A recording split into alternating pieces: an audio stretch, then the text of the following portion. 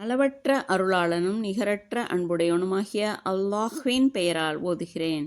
நிச்சயமாக எவர்கள் அந்நாளை நிராகரிக்கிறார்களோ அவர்களுக்கு அந்நாளில் அவர்களுடைய செல்வங்களும் அவர்களுடைய சந்ததிகளும் அல்லாஹ்வினுடைய வேதனையிலிருந்து எதையும் அறவே தவிர்த்துவிட முடியாது. இவர்கள்தான் உண்மையாகவே நரகத்தின் எரிக்கட்டைகள். இவர்களின் நிலை ஃபிர்அவுனை சார்ந்தவர்கள் மற்றும் அவர்களுக்கு முன் இருந்தவர்களின் நிலை போன்று உள்ளது.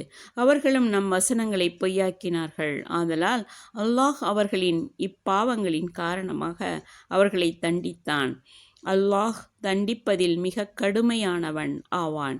எவர்கள் இவ்வேதத்தை நிராகரிக்கிறார்களோ அவர்களுக்கு நபியே நீர் கூறுவீராக, அதிசீக்கிரத்தில் நீங்கள் வெற்றி கொள்ளப்படுவீர்கள், மேலும் மறுமையில் நரகத்தில் சேர்க்கப்படுவீர்கள். அது மிக கெட்ட தங்குமிடமாகும். பத்ரு போர்க்களத்தில் சந்தித்த இரு சேனைகளில் மெய்யாகவே உங்களுக்கு ஓர் அத்தாட்சி இருந்தது. ஒன்று அல்லாஹ்வின் பாதையில் போர் புரியும் கூட்டம், மற்றொரு கூட்டத்தினர் நிராகரிப்பவர்களாகிய இவர்கள் அல்லாஹ்வின் பாதையில் போர் புரிபவர்களை தங்களை விட 2 மடங்காக தங்கள் கண்ணால் கண்டனர். அல்லாஹ் தான் விரும்பியவர்களை தன் உதவியை கொண்டு இவ்வாறு பலப்படுத்துகிறான். படிப்பினை பெறும் பார்வையுடையவர்களுக்கு நிச்சயமாக இதில் ஒரு நல்ல படிப்பினை இருக்கிறது.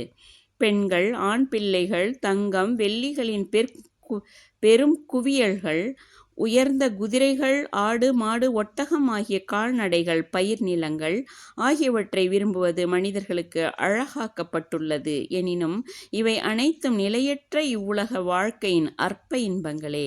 அல்லாஹ்விடத்திலோ நிலையான அழகிய தங்குமிடம் உண்டு. நபியே, மனிதர்களை நோக்கி நீர் கூறுவீராக, இவற்றை விட மேலானதொன்றை நான் உங்களுக்கு அறிவிக்கவா? இறைவனுக்கு பயந்து நடக்கிறவர்களுக்கு அவர்களுடைய இறைவனிடத்தில் சொர்க்கங்கள் உண்டு. அவற்றில் நீரருவிகள் தொடர்ந்து ஓடிக்கொண்டே இருக்கும். அவற்றில் அவர்கள் என்றென்றும் தங்கிவிடுவார்கள். அங்கு அவர்களுக்கு பரிசுத்தமான மனைவிகளும் உண்டு.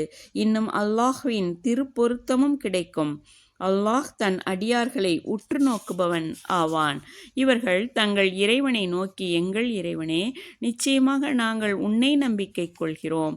ஆதலால் நீ எங்கள் பாவங்களை மன்னித்து அருள் புரிந்து நரக நெருப்பின் வேதனையிலிருந்தும் எங்களை காப்பாற்றுவாயாக என்றும் தொடர்ந்து பிரார்த்தித்து கொண்டே இருப்பார்கள்.